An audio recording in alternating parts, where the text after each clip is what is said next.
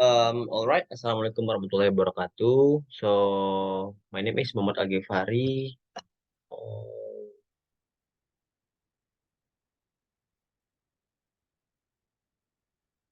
right.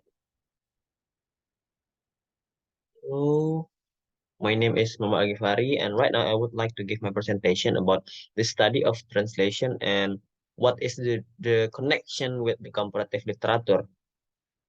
So, uh, the first one. Nevertheless, comparative literature as well as translation study are disciplines that were inevitably based on hybridity and crossing over the networks. In that sense, both of them are seen through the prism of culture and linguistic interactions, or through the lens of a theory of mobility. To find Samuel to 2011, more specifically, the relationship between translation studies and comparative literature reveals the complexity and risk of such hybrid disciplines while emphasizing the importance of the thinking, the identity, and the specific features. So, most of the plays that go into Theater Buenos Aires, Argentina's translation, words in the theater are to be recited, to be said on the stage, and that means a serious restrictions of general conditions to be taken into account the year it was said and written, the style, the language, and etc. The translator should say aloud the word that he is translating for a play to hear how they sound on stage.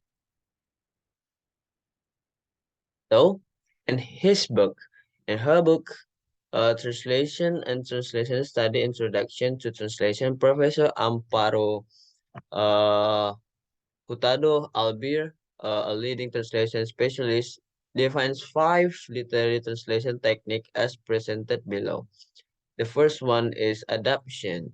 Lebri described adaptation as technique whereby one cultural element is replaced by another, which is typical of the different linguistic process.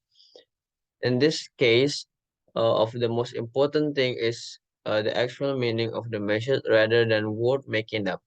The second one is language amplifications. According to Albe, the translation technique adds new linguistic elements in the target text. It is the opposite of the linguistic compressions technique. This is usually about using paraphrase to explain a word that has not equivalent in the target language. The third one is composition compensation. On the other hand, is a translation technique whereby a piece information or stylistic device is moved to another location in text because it does not have the same effect if maintained the same place as in the original text. This process is intended to compensate for the 206 loss that suffer when it's translated. The technique is especially useful when it comes to wordplay and translation cannot be directly adapted upon, for instance, which tend to happen quite often.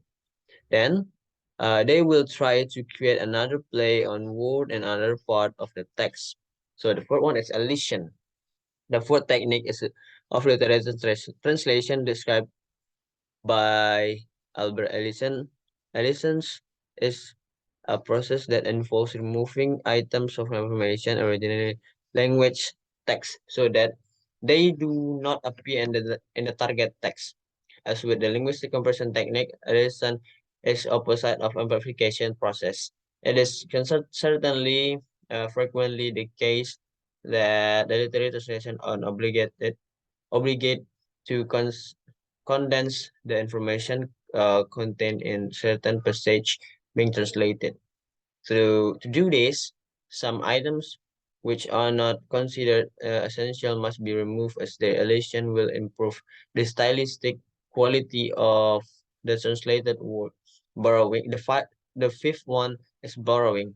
Borrowing is a technique frequently used in literature translation, but which can also be amplified in medical and business translation. For instance, for Albir, this translation technique involves using a word or expression original text and placing it as it is, with no modification in the target text.